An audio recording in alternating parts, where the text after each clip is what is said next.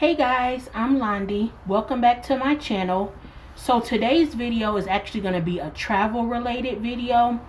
I have a vacation planned coming up for my 35th birthday, and it really got me thinking about what it's like to travel as a plus size person. And so in this video, I'll be talking about my experiences traveling while plus size, and then also giving you 5 tips to help relieve some of the anxiety that may come along with traveling as a plus size person. As you can see, I tried to get tropical with the flowers in my hair and the floral dress just to kind of get me in the mood for travel. This video will be centered around my flight experiences, but I will do a part 2, and that will talk more about what happens when you actually get to your destination. Alright, so let's jump right into the video. So as far as traveling, I have been blessed enough to go a few places here in the US. I actually really want to start traveling abroad. Hopefully this whole thing goes away soon, and then, you know, I can get back to really traveling the way that I want to. But all in all, my travel experiences have actually been pretty good. I've had one bad flight experience, which is the one that I'm going to talk about today. Me and one of my best friends, who is also plus size, we had gone to Las Vegas, and we were coming back home to Ohio, and so we had a layover. I believe we were in Chicago. It's been some years now, but I'm pretty sure it was Chicago. And so we had to stop and switch, flights. And so we didn't use like the trains or whatever it is that'll get you to your next gate quicker. We actually walked, and it took us a long time. We didn't have a long layover, and so we had stopped and got something to eat, and then we walked to the gate thinking it wasn't going to be that far, but it was way further than what we thought. So we did make it to the flight on time, but we were like the last people to get on, and boy was that an experience. So when we got on the actual flight, it was pretty full. There was only middle seats left.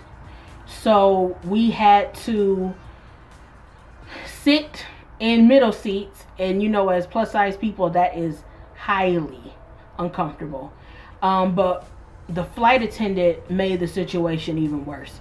So when we got on, she asked people if they would mind if we sat next to them, and she asked one man, and he was like, no, you can't sit next to me. And it was just like, wow, and so eventually we were able to sit in between some people, but it was just very uncomfortable. Outside of just the fact that it was physically uncomfortable, it was just, so tip number 1 is to get there early. Nothing adds to the stress of flying already like running late. If we would have gotten to our gate on time, all of the things that followed probably would have never even happened. So, it's just best to get there as early as you can, and that'll help alleviate a lot of it. Tip number 2, pick your seats before your flight. So if you have the option to, make sure that you pick your seats beforehand. Some airlines charge to do this, but it's worth it. And when you do pick your flight, either if you can't upgrade and pick like a business class seat, do that, because there'll definitely be more room, less people sitting next to you. And then if you're not able to do a business class seat, just pick a window seat. Window seats are the best when you're plus size. Middle seats, absolutely not. You got people on both sides. It's tight. It's a no-go. The aisle seat is also not the greatest, because when they do like the drink service and people going to the bathroom, like, you're getting bumped constantly. So the best is the window. And like if you're sitting next to somebody, you can kind of, move yourself over more towards the wall, just to give yourself a little bit more space and give them a little more space. After we got to our seats, we both needed a seatbelt extender. I think that I was able to get one without an issue, but the flight attendant embarrassed my best friend. Like, she basically was like, you should have gotten one when you first got on the plane. Or she may have actually said that to both of us. But, you know, just and said it loudly for people to hear. And so it was, you know, it was embarrassing, but it taught me a valuable lesson. And so that's going to be tip number 3. Ask for a seatbelt extender as soon as you get on the plane. If you think you might need one, just ask for one. So when you first board, there's usually a flight attendant standing right there to greet you as you walk on the plane. That is when I ask them for a seatbelt extender. Sometimes they'll just turn right around right then and hand it to you right then, so you can just take it to your seat and go on about your day. Sometimes they'll say okay, and they'll bring it to you in a few minutes. And so either way, it just gets it out of the way early. Make sure that you have one, you know, just in case there are other people who may need them. Some people actually buy their own seatbelt extender, so you can actually purchase them online.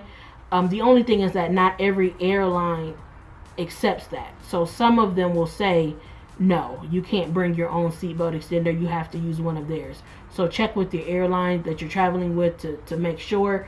But that is an option for some people as well. But that's tip number 3. If you haven't already, go ahead and hit the subscribe button so you can subscribe to my channel. I'll be having more content coming for you guys every week. I'll be doing a swimsuit haul pretty soon, and just more clothing hauls and even more travel videos in general. So go ahead and click that button so that you don't miss out. Alright, let's get back to the video. So jumping into tip number 4. This is probably the best tip in this video, being honest. Check to see if the airline that you're flying with has a policy for plus size people. Southwest is probably the best when it comes to this. They actually have a customer of size policy.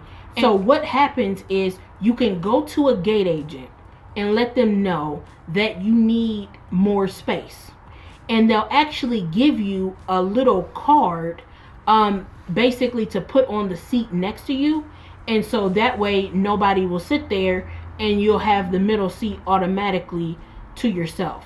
So a new thing that I found out with Southwest is that if you feel like you may need to purchase 2 seats for a flight, you actually can purchase 2 seats, and then after you reach your destination, you can actually contact them and they'll refund you for the second seat. So as far as plus size travel, Southwest is really doing it well. Delta also has a policy regarding people who may need extra space, and their policy states that if you need more space, you can talk to a gate agent and they can reassign you next to an empty seat, which is very nice. They also put in their policy that if you need to purchase 2 seats, to go ahead and purchase 2 seats, but unlike Southwest, they do not refund you for the second seat. So they do have something in writing about it, but those are the main 2 that I was able to find. I'll actually have the policies linked down below in the description box.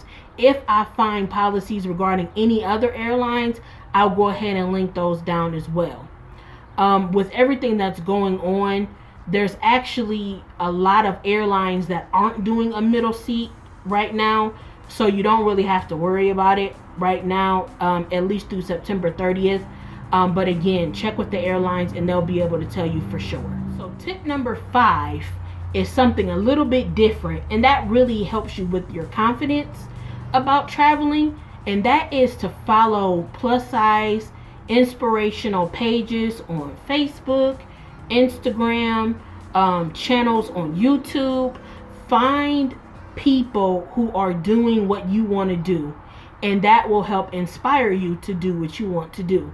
One of the groups that I follow on Facebook is Traveling While Plus Size, and you guys, it has been such an inspiration. Like, you see all of these beautiful, amazing women just traveling, I mean, domestically, internationally, like going wherever they want to go, you know, bathing suits, bikinis. Like, I absolutely love it. And they are so encouraging. You know, if you make a post, if you have questions, like, they will help you the best way that they can. I'll go ahead and link that page down in the description as well. So if you're on Facebook, you can go ahead and request to join the group. They are awesome. And it really does help. Like, it really does, to see like you're not alone. You know, sometimes people will post about their fears or their anxieties, and it lets you see that there are other women, there are other people who are experiencing these same things, and you don't have to feel alone, and you don't have to let it stop you from traveling or doing what it is that you want to do. So that is a great tip, and I'm telling you, they are absolutely amazing. You will not regret it. A little bonus tip that actually goes along with that group, and it's just, don't be apologetic about your presence. Don't feel bad, don't feel sad, don't feel sorry, don't feel awkward, don't feel uncomfortable. You have every right to just be, to exist like everybody else. And that's something that I'm learning. It's something that I didn't realize I was doing, but I would kind of, you know, always kind of be apologetic, kind of always saying I'm sorry, moving out of the way from people, just wanting to shrink myself, I guess you could say. And so don't do that. You know, right now you're at the size that you are. If you're going to be that size, be that size. If you want to change it, change it. But in the meantime, you deserve to be just like everybody else. You deserve to exist, to live just like everybody else. So don't minimize yourself. You know, don't shrink yourself. Don't feel bad. Don't apologize. You know, just be like everybody else. Just be. So I hope this video encourages you to travel, and maybe helps to relieve some stress or some anxiety about traveling as a plus size person. If you have any tips, or you have any experiences, go ahead and leave them down in the comments, and maybe we can encourage each other. I had a bad experience flying, and it changed the way that I fly, but it did not stop me from flying. So if you've had some bad experiences, don't let it stop you from getting back out there. It is definitely worth it. So I'll see you in the next video. Bye.